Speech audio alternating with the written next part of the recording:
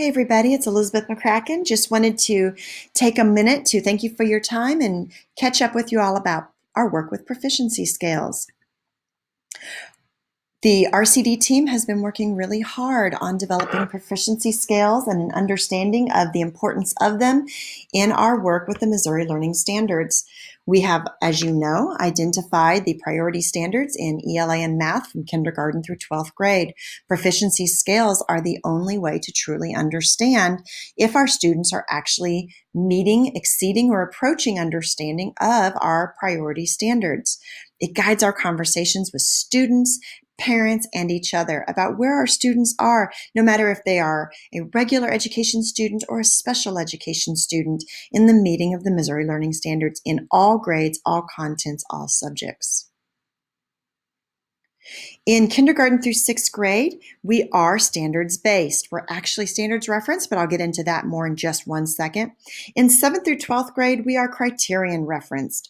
In other words, we have set the standard for what it takes to reach an A, B, or C as set forth in your course syllabus. But in kindergarten through 6th grade, we are standards referenced, meaning that there is a set level of standards that we can say that a child is just beginning to learn, they're approaching the mastery of, they're meeting the mastery of, or they're exceeding the mastery of those standards. They don't have to meet or exceed each standard in order to move on to the next grade level.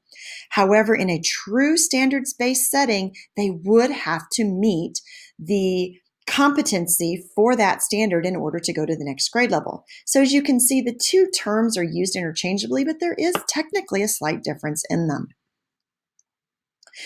But a proficiency scale itself is literally just a collection and an organization of the progression of learning it takes in order to meet a standard. This can help us with goal setting with students, not just our regular education students and what it takes to meet a standard in core instruction in Tier 1 in a regular ed classroom, but it can also help us in all contents, in all grades, even especially with our special education and our English learning students, that maybe the standards need to be adjusted or modified for them.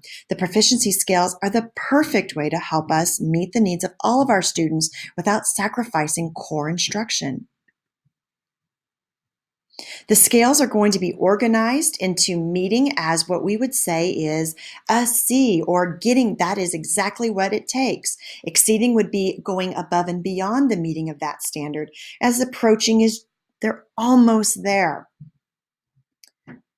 You've probably already started to see some samples, and if not, feel free to ask your ELA and math colleagues to show you some of the standards that I've already started to develop. It's exciting work. It's hard work. You may be thinking, well, how is this different than a rubric? It's not a lot different in that they're both scales.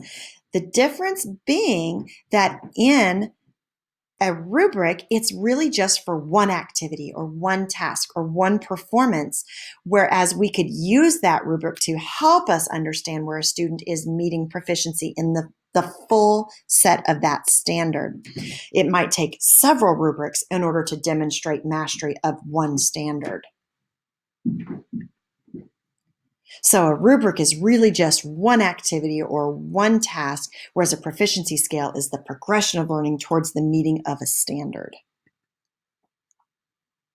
This also informs your PLCs and your data teams because it meets the second question of how do we know that the kids understand?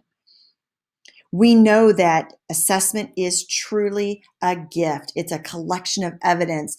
The kid wants to be able to show you that they know this, and that is what an assessment does. It allows us to gather evidence that children do understand.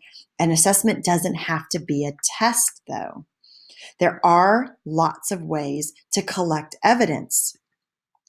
There are the obtrusive ways where we stop everything and we take a test, whether it be a paper pencil or electronic or some kind of a demonstration activity of some kind, where the children have to, in the moment, explain or demonstrate their level of mastery towards their learning. An unobtrusive assessment is more in the moment, where a teacher might do a give me a fist of five or a thumbs up or a whiteboard check, where the student is literally just in the moment showing the teacher if they got today's lesson or just the portion of a lesson. It can help guide teachers towards, do I need to continue? Do I need to reteach? Are we ready to move on? The third kind is less known unless you are familiar with true standards-based instruction, whereas a child can have the full semester or the full year to say to you, hey, I know we've moved on to the next unit or the next topic, but I think I got something that you taught a while back. It clicks now. And can I show you and update my grade report or my progress report? And the answer would be yes, of course. And you would work with the child to demonstrate to you that they actually do understand that standard. So, probably the biggest complaint we hear from teachers is that in your undergrad or postgrad work, we really aren't taught how to write good assessments that truly get at the measurement of the standards. And so, these proficiency scales will allow for that. As we move forward over the next several years, we will be writing assessments that allow you to see, is a child still approaching the standards? Are they meeting the standards? Or are they exceeding the standards?